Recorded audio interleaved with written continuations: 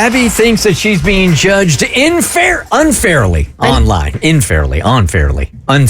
I know. I may be mentally ill, but my relationship with alcohol is healthy.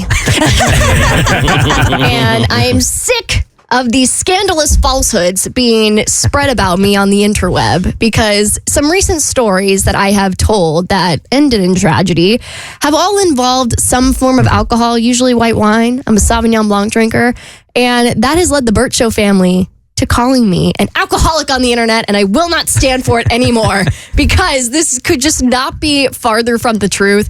I think this all started with my London boy story, where things just went horribly wrong. And just about every part of that story involved drinking alcohol at some point. And that led people to jump to some conclusions that I have a problem with drinking. Listen, if you are an alcoholic, then the rest of us on the show should have been committed a long time ago. Because no joke, you probably drink the least out of everybody on the show. That's why these allegations are hysterical. And then I started talking about my Thanksgiving mental breakdown, where I started talking about how I was spiraling about everything in my life. And of course, at the same time, I was drinking white wine. So again, leads people to jump to conclusions that, Abby needs to reevaluate her alcohol drinking consumption because she clearly has a problem, because every time she tells a story, she involves alcohol. And let me tell you, has a good story ever started with a Caesar salad? No. It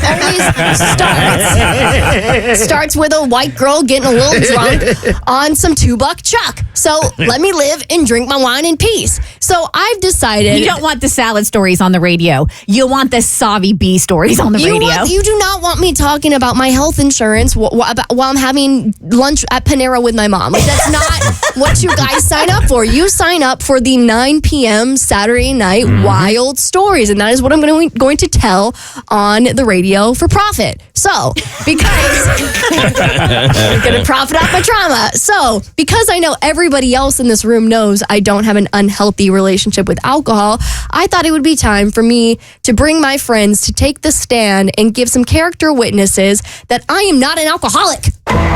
So, we're bringing the first person to the stand, one of my favorite coworkers in this space, Rebecca. Please tell the people that I'm not an alcoholic. You have a tie on for this? There's a dress code in court. There's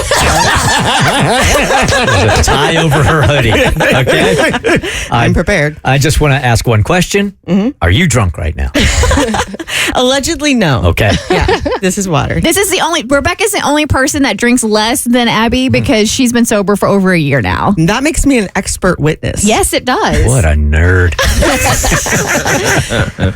My name is Rebecca Lancaster. I am of sound mind and judgment, prepared to appear in front of the court of opinion. My observations of the defendant are as follows. Over the course of our professional and personal relationship, I have had countless opportunities to witness Miss Murphy in action.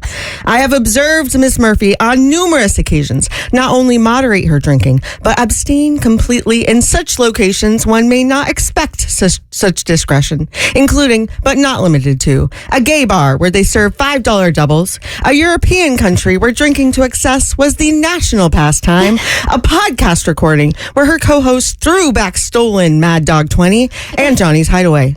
I have personally looked after her cat and in a moment of weakness combed through her cabinets to find nary a liquor bottle. Sure, on one occasion I witnessed her toss back a surplus of Savvy B, and yes, 30 minutes later she was found nude and alone in a hot tub. But are these events related? Who can say? As a character witness, I must make reference to my own previous drinking habits when casting judgment on Abby's quote-unquote dependence. With that expert knowledge, I can say with absolute certainty and conviction, nuh-uh. Abby is not an alcoholic. She does not have a drinking problem and, in fact, should be court-ordered to drink more. That's my case. Well no done. further questions. Thank you, witness number one. All right, witness number two. The other coworker I kind of tolerate from now, from here and again. We have Jackson Kim. Well, because of that introduction, I took a slightly different route in preparing this character statement.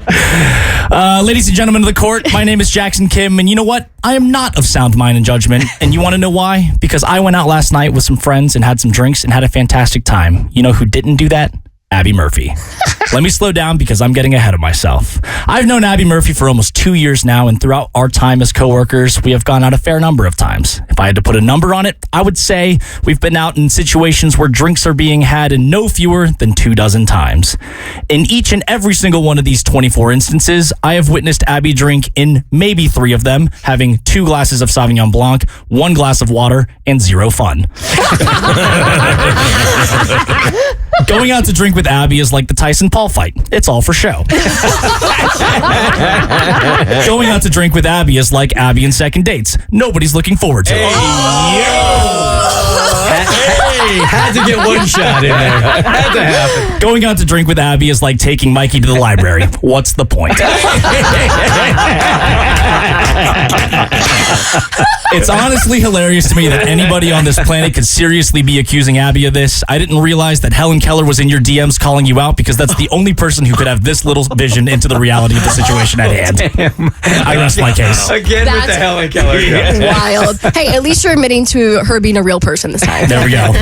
So I rest my case. I, occasionally indulge in the Sauvignon Blanc time and again, but I am not an alcoholic. Mind your own damn business, people. People can't do that. That's all I want to say. Take a shot and mind your own business. The Bert Show.